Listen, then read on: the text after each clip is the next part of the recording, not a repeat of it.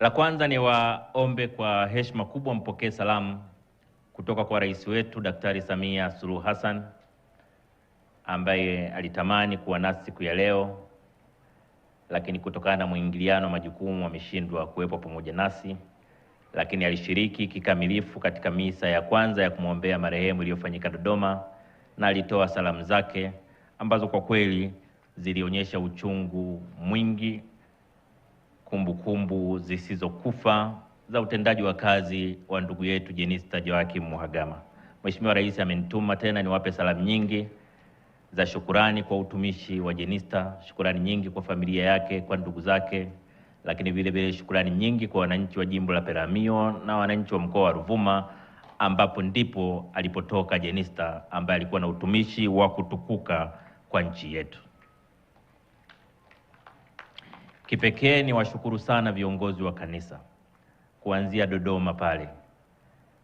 Waliokuwepo Dodoma wanakumbuka misa ya kumwombea Jenista ilikuwa na mawaidha yenye hisia kubwa kutokana na utumishi uliotukuka wa Jenista kwa taifa, lakini vile vile kwa kanisa. Misa ile iliongozwa na mapadri zaidi ya 10, lakini pia nimesisimka sana hapa kuona misa hii imeongozwa na mapadri wengi, lakini pia imesimamiwa na maaskofu wawili. Namshukuru askofu mwenyeji Ndimbo, askofu Nyeisonga, mnatupa hamasa kubwa sisi ambao bado tupo, kwamba pengine tukiendelea kujitahidi kumkaribia Jenista, na sisi mtakuja kutupa heshima kwa namna hiyo. Nilisema Dodoma na hapa nitarudia kusema, Jenista alikuwa mtumishi wa kweli wa watu wake, na sisi siku zote tunaamini kwamba kiongozi, unapowaza tu kwamba nataka kuwa kiongozi, lazima akili yako ikuambie kuwa kiongozi maana yake kuwa mtumishi wa wenzako. Kuwa kiongozi sio kutafuta kuwa bwana mkubwa, sio kutafuta kuwa mnyanyasaji. Kiongozi anapaswa kutafuta kuwa mtumishi wa wenzake. Kama huna moyo wa kutumikia wenzako, basi huna wito wa uongozi. Ndio maana tunawasisitiza viongozi wetu, ukishaamua kugombea na kushiriki uongozi, wapende wananchi wako zaidi ya chochote. Kuwa tayari kuwatumikia wakati wote.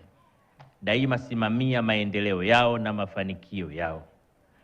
Wananchi wako wakuone wewe ndio mtetezi wao wakati wote, na hivi ndivyo alivyokuwa Jenista Joakim Mhagama.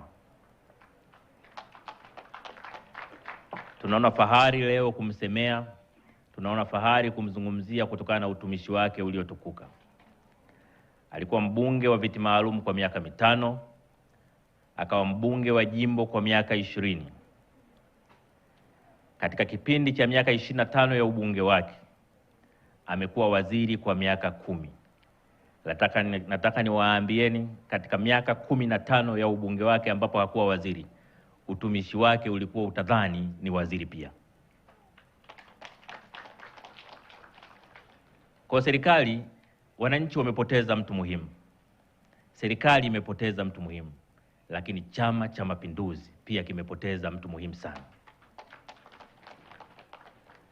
Ameshika nyadhifa zote unazoweza kuzifikiria kwenye chama.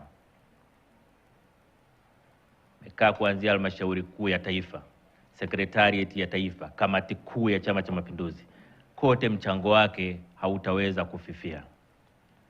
Ndio maana naibu katibu mkuu wa CCM ameweza kufika kwenye msiba akiwa na sare ya kijani kwa kutambua mchango wa Jenista.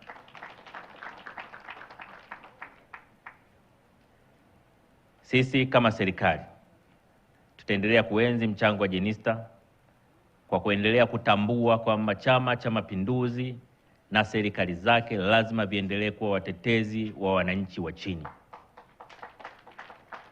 Wananchi wenye shida, wananchi wenye matatizo lazima wakati wote waone Chama cha Mapinduzi ndio chama chao cha kukimbilia. Ikishafika mahala wananchi wanashindwa kwenda kusema matatizo yao kwa viongozi wa chama au viongozi wa serikali ya CCM, maana yake ni kwamba utetezi wetu kwa wananchi umechuja, wananchi wamechoka. Naomba viongozi wote wa serikali wahakikishe kwamba wananchi wa kawaida ndio wanakuwa kipaumbele chao katika maisha ya kila siku. Na tukishaweza kuwatumikia wananchi kwa ukamilifu, tukiweza kufata maadili mema, ndio tunapata nafasi ya kuvikwa taji linaloonekana la duniani, lakini pia taji la mbinguni. Nitumie nafasi hii kuwashukuru sana familia ya marehemu Jenista ambao wamekuwa na mchango wa kipekee katika kumpa ushirikiano katika maisha yake ya uongozi bila kuwa kikwazo kwake kwa wakati wote. Lakini pia nitumie nafasi hii kuwashukuru uongozi wa Bunge la Jamhuri ya Muungano wa Tanzania chini ya Spika kwa ushirikiano mkubwa ambao umeutoa kuhakikisha kwamba shughuli hii inakwenda vizuri. Lakini vile vile namshukuru Waziri Mkuu na ofisi yake kwa kazi kubwa ya uratibu. Rais alitoa maelekezo kwamba Jenista azikwe kwa heshima zote, na rais mwenyewe alitoa ndege ya kusafirisha mwili wa marehemu. Tunashukuru kwa usimamizi na uratibu wa rais wetu. La mwisho, Mheshimiwa Waziri Mkuu, nilikuwa nakusikiliza pale wakati unaongelea na kutoa maelekezo thabiti ya barabara ambayo imetajwa hapa na Baba Askofu, na makofi mengi ya wananchi yaliashiria kwamba wamekuelewa. Na mimi nitumie nafasi hii kusema kwa Mheshimiwa Waziri Mkuu, yale maelekezo uliyotoa yale, hivi ndivyo waziri mkuu anavyotakiwa kuwa.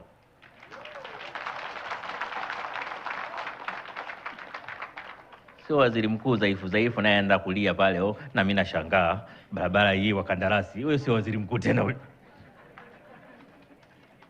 Waziri mkuu anapewa tatizo, anatoa maelekezo pale pale. Kwa hiyo na mimi naona raha nikikuona mimi tukikutana, na mimi nitakuwa nakuita kwa sababu tu ya Rwanda pale, nitakuwa nakuita waziri mkuu mwandamizi.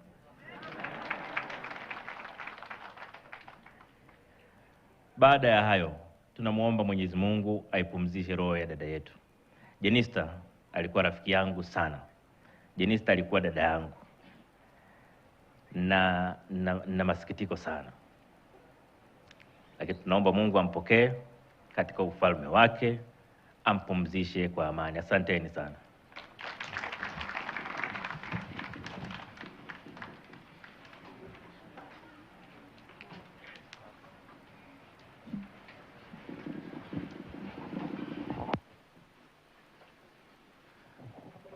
Asante sana Mheshimiwa Makamu wa Rais wa Jamhuri ya Muungano wa Tanzania.